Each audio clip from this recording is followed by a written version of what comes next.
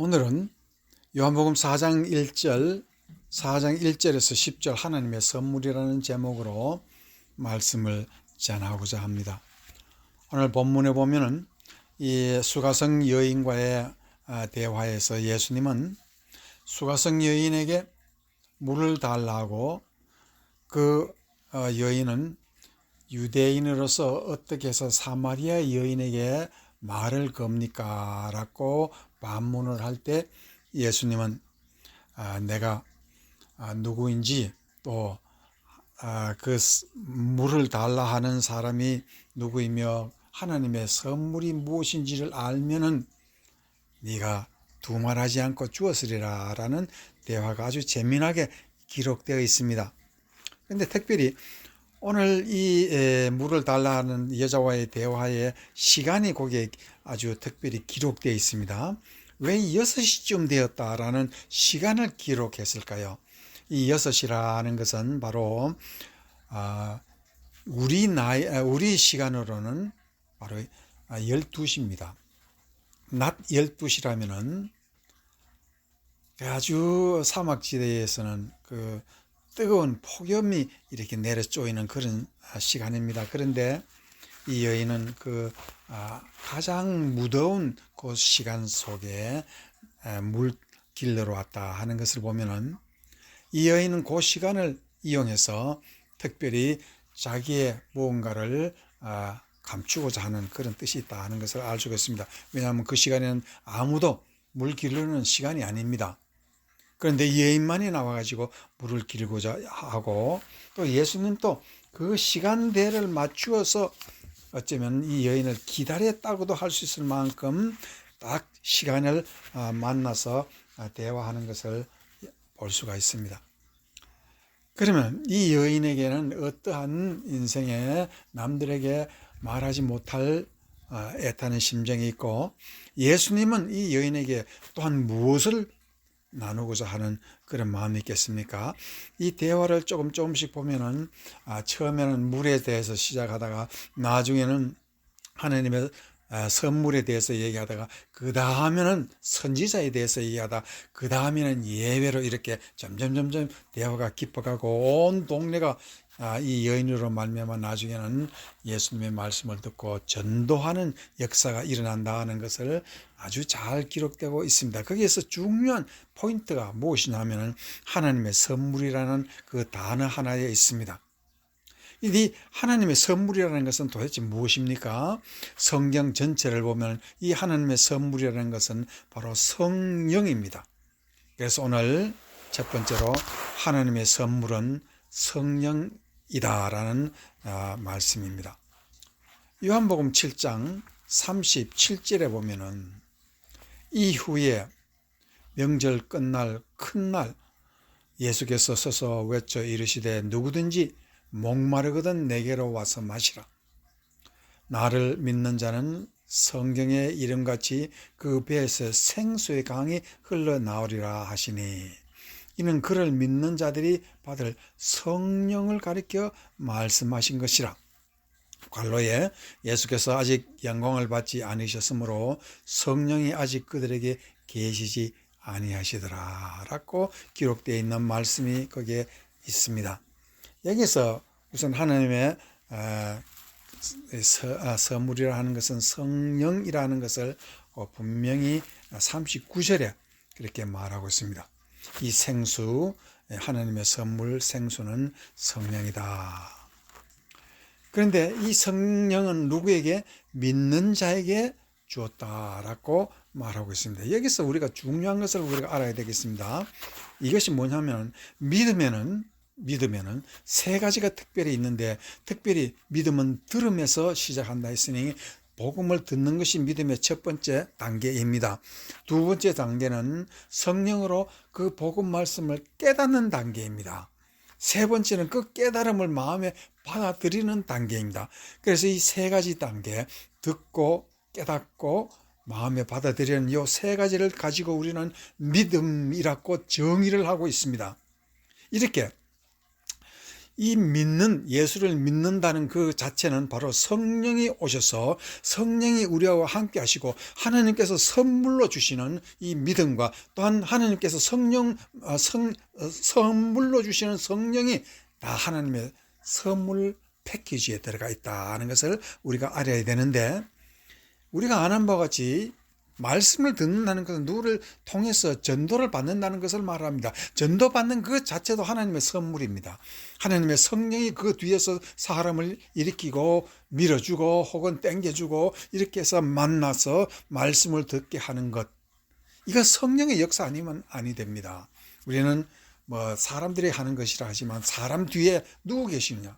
바로 성령께서 계시다 하는 것을 우리가 빼먹어서는 안 됩니다. 두 번째, 말씀을 들을 때 그것을 깨닫게 하시는 이가 있는데, 그것이 사람이 깨닫는 것이 아니라 그 깨달음은 성령께서 깨달게 해주셔서 예수님이 내 대신에 십자가에 죽으셨다 하는 것을 깨달아집니다. 도저히 믿어지지 않고 우리가 알 수 없는, 예수가 죽었는데 내 죄가 왜 사해졌느냐, 깨달으실 수 없는 것입니다. 인간의 생각으로는 상상할 수 없는 것입니다. 만약 그것이 인간의 지혜로 깨달아질 수 있다면 많은 불교 신자들, 왜 그 사람들의 십자가의 보혈을 깨달아 예수님을 믿지 못하겠습니까? 우리가 성경을 깨닫는다, 말씀 하나 깨닫는다는 것, 이것은 사람의 노력이 절대 아니고 하나님의 선물, 하나님의 특별히 선물이라고 말을 하고 있습니다. 세 번째, 그 깨달음을 마음에 받아들일 때 그것은 바로 성령이 우리의 가슴 속에 들어오는 것입니다. 그래서 우리는 성경에서 내가 너에게 하는 말 그 자체가 예수님은 영이라 했습니다. 말씀을 우리가 마음속에 받아들인다는 것, 은혜 받았다는 것, 믿어진다는 것, 이것은 성령이 내 마음속에 들어왔다는 것을 의미하고 있습니다. 그래서 요한복음 7장 37절의 말씀은 아주 엄청난 말씀이 그 39절에서 잘 기록되어 있다 하는 것을 우리는 잘 알아야 합니다. 그래서 예수님은 이와 같이 아주 어렵고 이해하지 못할 것을 사마리아 여인에게 이렇게 성령론을 거론하지 아니하고 듣기 쉽고 알아듣기 쉬운 이 말씀, 이 물에서부터 시작하고 이렇게 성령으로 이끌어 나가는 것을 알 수가 있습니다. 그러면은 예수님께서 이와 같이 이 생수는 하나의 강이라고, 생명의 강이라고도 얘기하고 있는데, 이 구약 성경에서는 그러면 이 생수와 성령과의 관계는 어떻게 설명하고 있냐 하는 것이 시편 23장에 보면 2절에 특별히 잘 기록되어 있는 것이 있습니다. 특별히 시편 23장은 얼른 보면 목자와 그 양들의 관계를 이렇게 그린 다윗의 시라고 생각하지만 그렇지 않습니다. 그 뒤에는 성령론이 아주 강하게 기록되어 있어서 성령을 통해서 이해하지 아니하면 시편 23편은 전혀 깨달아질 수 없는 것입니다. 그러면 2절을 보면은 그가 나를 푸른 풀밭에 누이시고 쉴 많은 물가로 인도하시는도다 라고 기록되어 있습니다. 여기서 푸른 풀밭이라는 것은 바로 양떼들이 먹는 양식, 곧 믿는 자에게 하나님의 말씀을 이렇게 푸른 풀밭이라고 말하고 있는데, 그 뒤에 나오는 쉴 만한 물가로라는 말은요, 쉴 만한 뜻이 아니고 그것은 조용한 물가라는 뜻입니다. 그 히브리 말 자체가요. 왜? 물이 흐르면은요, 적은 개울가의 물은 졸졸졸 소리가 납니다. 그런데 조용한 물가라는 것은요, 적은 강이 아니라 큰 강을 말하고 있습니다. 티그리스 강, 유브라데스 강, 이와 같이 큰 강, 이스라엘에는 큰 강이 없습니다. 요단강 정도밖에, 적은 강밖에 뿐입니다. 그러므로 이 다윗이 얘기하는 것은 큰 강, 이스라엘 사람들이 보지 못한 강을 지금 그리고 있는데, 그 강은 어떤 강? 물이 많이 넘치게 흐르는 강, 소리 없이 흐르는 강을 말하고 있는데, 그 강은 성령의 강을 두고 말합니다. 그렇게 해서 특별히 3, 4절에 보면은 내 영혼을 소생시키시고 자기 이름을 위하여 의의 길로 인도하시는도다. 내가 사망의 음침한 골짜기로 다닐지라도 해를 두려워하지 않을 것은 주께서 나와 함께 하심이라. 주의 지팡이와 막대기가 나를 안위하심이라. 오늘 다윗은 하나님이 나와 함께 하심을 어떻게 깨달아 압니까? 바로 푸른 풀밭과 조용한 물가가 무엇을 뜻하는가를 우리가 알면은 이 3, 4절 말 주님이 나와 함께 한다는 것을 이해할 수 있는데, 그것은 바로 다른 나라가 아니라 마음의 천국을 말하고 있습니다.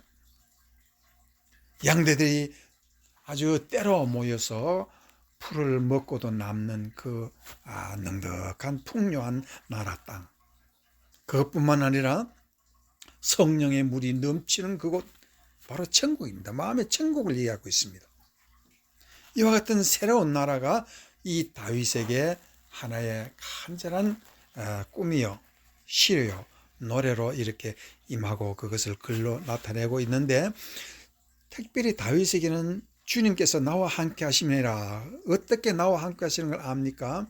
바로 풍성한 말씀과 성령이고, 그 풍성한 말씀과 성령을 주의 지팡이와 막대기라고 말을 하겠습니다. 지팡이와 막대기 똑같은 거 아닙니까? 뭐 지팡이가 막대기고 막대기가 지팡이인데 두 가지가 똑같은데 왜 이 두 가지 말을 썼겠습니까? 이것은 성령의 말씀과 성령의 임함은 같은 거라는 뜻입니다. 바로 은혜를 받았고 말씀을 받았다는 것은 성령을 받았다는 것과 똑같은 말씀이라고, 믿는 자에게 성령의 임함을 말하고, 그 믿는 자는 성령이 떠나지 않는 하나님의 선물로 우리에게 주신 것이고, 하나님은 그 선물을 뺏어가시지 않는다고 이렇게 말을 하고 있습니다. 오늘 이 사마리아 여인에게 이와 같이 생수를 주신다라는 그 뜻은 무엇이냐 하면 바로 우리가 성령으로 하나님의 나라 천국을 깨닫고 내 영혼의 죄가 다 씻어짐을 깨달았을 때 그 기쁨이라는 것은 이루 말할 수 없는 것입니다. 그 기쁨이 올 때 아무리 12시 땡볕 아래서 물을 길러러 가도, 옛날에는 그것이 너무너무 싫고 남들에게 수치스러운 것이었지만은 이제는 기쁨으로 말미암아 천국의 기쁨이 이 세상 모든 고난을 잊게 만드는 것이므로 말미암아 그것은 생수를 마시는 것과 같다는 것을 말하고 있는 것입니다. 오늘 특별히 우리가 알아야 하는 건 사도행전 1장 1절에서 5절 말씀에서도 또한 누가가 우리에게 가르치는 큰 가르침이 거기에 있습니다. 1절 말씀에 보면은요,